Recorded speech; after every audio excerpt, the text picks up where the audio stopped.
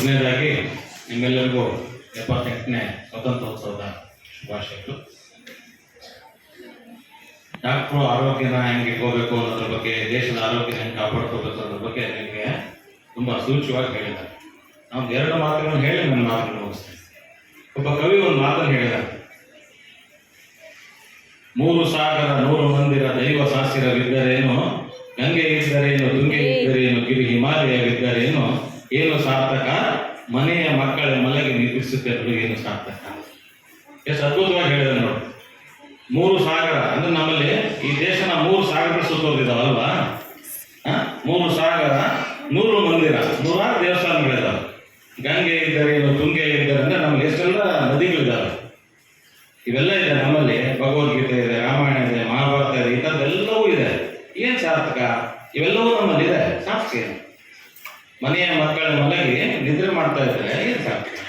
ನಾವು ಅದು ಯಾವುದನ್ನು ಅರ್ಥ ಮಾಡ್ಕೊಳ್ತಾ ಇದ್ರೆ ನಮ್ಮ ಜೀವನ ಸಾರ್ಥಕ ಅಲ್ಲ. ನಾವು ಮನೆಗೆ ನಿದ್ದೆ ಮಾಡ್ತಾ ಇದ್ದೀವಿ ಅಂತಕ್ಕಂಥ ಮಾತನ್ನು ಒಬ್ಬ ಕವಿ ತುಂಬಾ ಸೂಚ್ಯವಾಗಿ ಹೇಳಿದ್ದಾರೆ.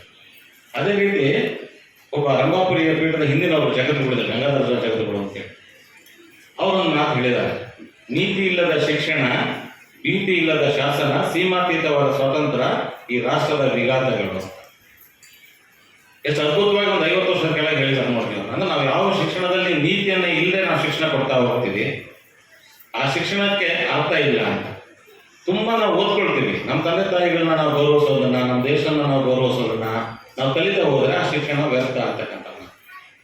ಭೀತಿ ಇಲ್ಲದ ಶಾಸನ ಅಂದ್ರೆ ನಮ್ಗೆ ಈ ದೇಶಕ್ಕೊಂದು ಶಾಸನ ಇದೆ ಅಲ್ವಾ, ಇದಕ್ಕೆ ರೂಲ್ಸ್ ಇದೆ ಅಲ್ವಾ. ಟ್ರಿಪಲ್ ರೈಡಿಂಗ್ ಹೋಗಬಾರ್ದು ಅಂತ ರೂಲ್ಸ್ ಇದೆ ಅಲ್ವಾ. ಬಿಟ್ಟು ನಾವು ಹೋಗ್ತೀವಿ ತಾನೆ. ಹೆಲ್ಮೆಟ್ ಹಾಕ್ಲೇಬೇಕು ಅಂತ ಇದೆ ತಾನೆ. ಬಿಟ್ಟು ಅದನ್ನ ಹಾಕೊಳ್ಳೋದನ್ನೇ ಹೋಗ್ತೀವಿ. ಸಿಗ್ನಲ್ ಯಾರು ನೋಡಲ್ಲ, ಜಂಪ್ ಮಾಡ್ತೀವಿ ಅಲ್ವಾ. ಹೌದು ತಾನೆ, ಮಾಡ್ತೀವಿ ತಾನೆ ಬಹಳ ಜನ. ಅಂದ್ರೆ ನಮ್ಮ ಶಾಸನದ ಬಗ್ಗೆ ಯಾವಾಗ ಭೀತಿ ಇರಲ್ವಾ, ಆ ರಾಷ್ಟ್ರ ತುಂಬಾ ಚೆನ್ನಾಗಿ ಆಗಲ್ಲ ಅಂತಕ್ಕಂಥ. ಸೀಮಾತೀತವಾದ ಸ್ವಾತಂತ್ರ್ಯ ಅಂತ ಅಂದ್ರೆ ಮನುಷ್ಯನಿಗೆ ಸ್ವತಂತ್ರ ಬೇಕು. ತುಂಬಾ ಜಾಸ್ತಿ ಸ್ವತಂತ್ರ ಕೊಟ್ಬಿಟ್ರೆ ಇವತ್ತಿನ ನಮ್ಮ ಪರಿಸ್ಥಿತಿ ಏನಾಗಿದೆ.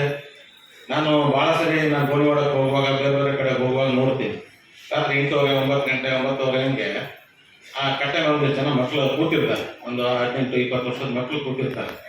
ಎಲ್ಲರೂ ಮಾತಾಡ್ತಾ ಇರ್ತಾರೆ, ಎಲ್ಲರೂ ಬ್ಯುಸಿ ಇರ್ತಾರೆ, ಅವ್ರವ್ರ ಮೊಬೈಲಲ್ಲಿ ಬ್ಯುಸಿ ಇರ್ತಾರೆ. ತಂದೆ ತಾಯಿಗಳು ಕೊಟ್ಟಿರ್ತಕ್ಕಂಥ ಸೀಮಾತೀತವಾದ ಸ್ವಾತಂತ್ರ್ಯ.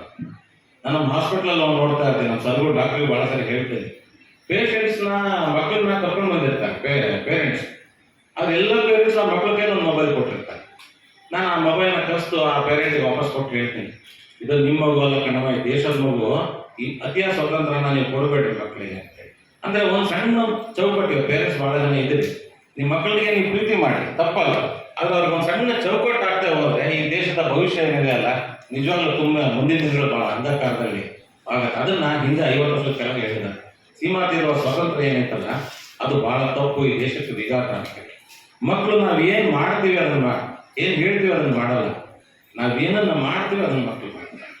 ನಮ್ಮ ಮಕ್ಕಳು ಬಹಳ ಬುದ್ಧಿವಂತರಿದ್ದಾರೆ. ನಾವೇನು ಅನ್ಕೊಂಡಿದ್ವಿ ಅದಕ್ಕೆ 10 ಹೆಚ್ಚು ಅವ್ರು ಮುಂದಿರ್ತಾರೆ. ಆದ್ರೆ ನಾವೇನು ಕೊಡಬೇಕು ಅನ್ನೋದನ್ನ ನಾವು ಯೋಚನೆ ಮಾಡಬೇಕಾಗುತ್ತೆ.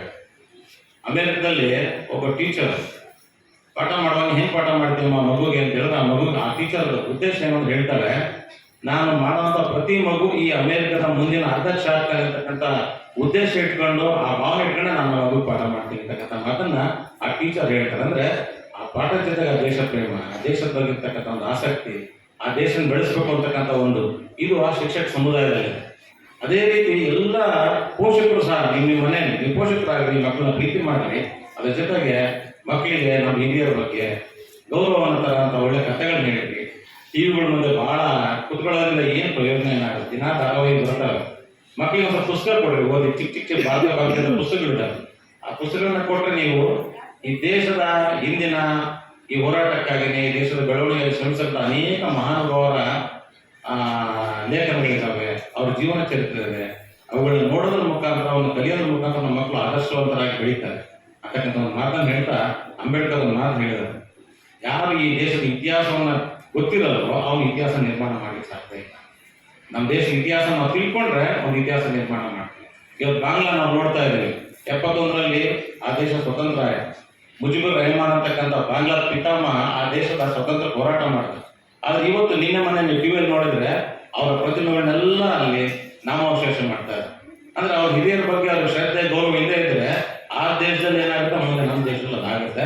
ದಯಮಾಡಿ ಒಂದು ವಿನಂತಿ ಮಾಡ್ತೀನಿ ಪೇರೆಂಟ್ಸ್ ಹತ್ರ, ನಿಮ್ಮ ಮಕ್ಕಳುಗಳಿಗೆ ದೇಶದ ಬಗ್ಗೆ, ದೇಶದ ಹಿರಿಯರ ಬಗ್ಗೆ, ನಿಮ್ಮ ಕುಟುಂಬದ ಹಿರಿಯರ ಬಗ್ಗೆ ದಯಮಾಡಿ ತಿಳಿಸ್ಕೊಡ್ರಿ.